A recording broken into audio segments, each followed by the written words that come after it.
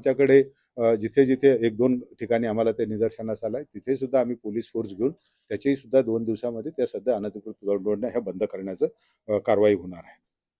आपण मुंबई महानगरपालिकेमध्ये राज्य शासनाचे किंवा केंद्र शासनाचे जे दर आहे, प्रति माणसी 150 लिटर पाणी पुरवठा आपण करण्याचे निकष आहे.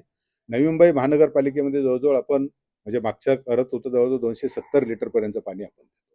म्हणजे जवळजवळ 120 लिटरपर्यंत जास्तीचं पाणी आपण होतो. आणि त्याच्याशिवाय आत्ताही आपण जरी जातो तर 220 लिटरपर्यंत जातो. तो थोडा आम्ही कमी करून 175 लिटर असा जो आहे, 150 नाही परंतु 175 लिटर प्रति माणसं त्या घराला प्रत्येकाला पाणी मिळेल, ही व्यवस्था आपण त्याच्यामध्ये करतोय. कारण पाण्याचा जो काही वापर आहे तो आपल्याला कमी करणे गरजेचंच आहे. पावसाचे पाणीचं जे रेन वॉटर हार्वेस्टिंग आहे, तोही आपल्याला सर्वात महत्त्वाचा भाग आहे. सगळ्याच गृहनिर्माण संस्था, सर्व शासकीय निमशासकीय संस्था येणाऱ्या पावसाळ्यामध्ये सर्वांनी कंपल्सरी वॉटर हार्वेस्टिंगचे स्ट्रक्चर करून ते अंमलबजावणी करावी.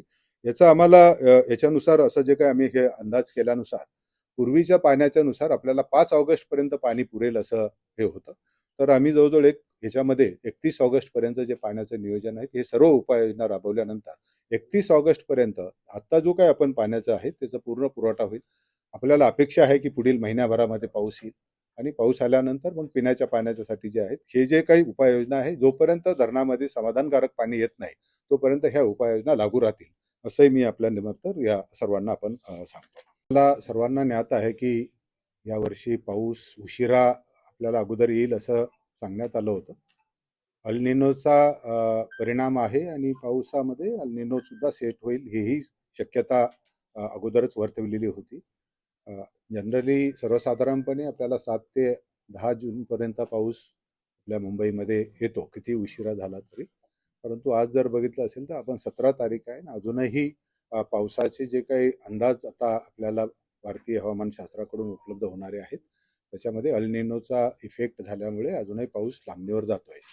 आणि राज्य शासनाने पिण्याच्या पाण्याची सर्वात महत्त्वाची जी गरज आहे त्याचं नियोजन करण्याच्या सूचना सर्वांना दिल्यात आणि कमीत कमी 31 ऑगस्टपर्यंत पुरेल एवढं पाण्याचं नियोजन प्रथम करावं आणि त्याच्यानंतरच बाकीच्या पाण्याचा वापर आपण चालू ठेवावा अशा सूचना राज्य शासनाने सर्व विभागांना दिलेल्या आहेत. आपल्याकडे 166 कूपनलिका आहे, त्याचाही वापर आपण पिण्याव्यतिरिक्त काही ठिकाणी करतोय. त्यांचाही पुरेपूर वापर होईल आणि काही ठिकाणी जे मला वाटतं की फारच मला तुर्भे आणि ह्याकडल्या भागामध्ये काही 2-3 ठिकाणी आपण टॉयलेटसाठी सुद्धा त्याचा वापर करतो आणि आरो पण काही ठिकाणी बसवलेले आहे. त्याचाही आपण ऑप्टिमायझेशन 166 ज्या कूपनलिका आहेत त्यांचाही वापर ऑप्टिमायझेशनवर आपण करतोय. जी आपल्या जागा आहे ट्री बेल्ट आहे, जो 449 ठिकाणी आपण प्रक्रियाकृत पाणी आता नेलेलं आहे. त्यामुळे तिथे पिण्याचं पाणी आपण ऑलरेडी तिथून बंद केलेलं आहे. त्याच्या व्यतिरिक्त 154 अशी जागा आहेत उद्यानं आणि हे त्याचं सुद्धा आम्ही पाणी बंद करतो आणि टँकरनी प्रक्रियाकृत पाणी टँकरनी म्हणजे प्रक्रियाकृत पाणी पोहोचेल आणि ते सुद्धा प्रक्रियाकृत केलेलं पाणीच हे सध्याला आपण वापरणार आहोत.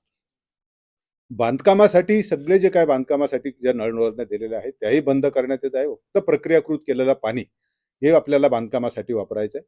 पिण्याच्या पाण्याचं जे आहे त्यांना सुद्धा वेगळ्याने आपण पुरवठा करू. त्यामुळे पिण्याच्या पाण्याच्या नावाखाली ते बांधकामासाठी सुद्धा वापरतात असं सुद्धा निदर्शनास आलेलं आहे. त्यामुळे जिथे जिथे मोठी बांधकामं आहेत त्या ठिकाणी सगळ्यांना प्रक्रियाकृत पाणी मिळेल त्याची पण आपण हे करतोय. त्याच्याशिवाय जे आपल्या बसेस सेवा आहे NMMTचे जे बस डेपोला जे आहे वॉशिंगसाठी सुद्धा प्रक्रियाकृत केलेला पाण्याचा 100% वापर होईल. तिथेही पिण्याच्या पाण्याचा जो वापर होत होता तोही आपण बंद करायचा ठरवलेला आहे.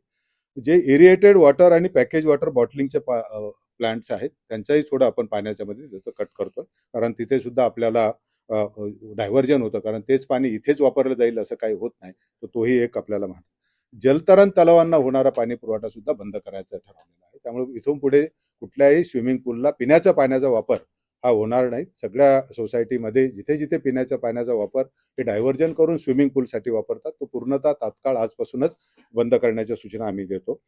त्याच्याशिवाय आपल्याला जे काही पिण्याच्या पाण्याचा गैरवापर आणि अपव्यय आढळल्यास आपण जसं मी अगोदर पण सांगितलं की जसं अनधिकृत कनेक्शन घेऊन कुणी केलं तर दंड आणि रिपिटेशन जर झाले तर फौजदारी कारवाईपर्यंत सुद्धा आपण त्याच्यामध्ये हे केलेलं आहे.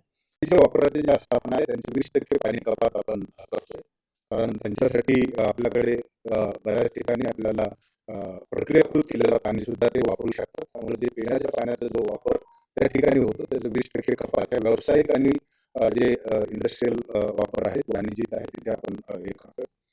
नवी मुंबईमधील आपल्याला याच्याबरोबरच आपण जे काही वेगळे स्रोत आहेत, आपल्याला आम्ही यापूर्वी 2 दिवसापूर्वी एक प्रेस दिली होती की 100हून अधिक विहिरी या नवी मुंबईतल्या आहेत. आम्ही मागच्या मे महिन्यामध्ये त्यांची सर्वांची सफाई करून घेतली.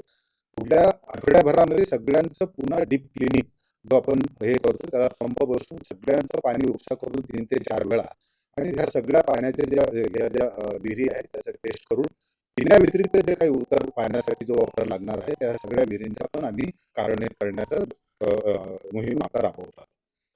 सुद्धा पाण्याच्या बाबतची जी परिस्थिती तिचा आढावा घेऊन 10%चा कपात आपण अगोदरच सुरू केलेली होती. परंतु कालचं ज्यावेळेस अजून पुन्हा ह्या ज्या सूचना आल्यानंतर पुन्हा आम्ही सर्व आढावा घेतल्यानंतर 31 ऑगस्टपर्यंत पुरेल एवढं पाण्याचं जर नियोजन करायचं असेल तर आणखीन काही उपाययोजना आम्ही त्याच्यामध्ये करण्याचं ठरवलंय आणि आपल्यामार्फत मी आज सर्वांना हे सांगतो आहे. सर्वात पहिलं आव्हान करणार आहे की नागरिकांनी पाणी बचतीबाबत आपण सर्वांनी काळजी घेतली पाहिजे. वाहनवरचे वॉशिंग सेंटर जे आहेत त्यांचा आम्ही तात्काळ पाणी पुरवठा बंद करत आहोत आणि त्याच्यामध्ये जर कोणी डिफॉल्ट केला तर पहिल्या डिफॉल्टमध्ये 25,000 रुपये दंड, दुसऱ्यांदा जर पुन्हा ती चूक केली तर 50,000 आणि तिसऱ्यांदा जर आपल्याला तशा पद्धतीची त्याच्यामध्ये हे आढळलं की जोडणी करण्याचा प्रयत्न केला तर 1,00,000 रुपये दंड आणि फौजदारी कारवाई अशा स्वरूपाची कारवाई या सगळ्या वॉशिंग सेंटरवर आपल्याला आपण ते करणार आहोत. गृहनिर्माण संस्थावरील ज्या छताच्या टाक्या आहेत बहुतेक वेळा त्या ओव्हरफ्लो होतात. त्यामुळे सर्व ज्या सोसायटीज आहेत त्यांनी सुद्धा आपण काळजीपूर्वक आपल्या सोसायटीमध्ये आलेलं पाणी काळजीपूर्वक वापरावं आणि त्याचा व्यवस्थित वापर करावा असं सर्व आपल्या ज्या गृहनिर्माण संस्था आहेत त्यांना मी आवाहन करतो.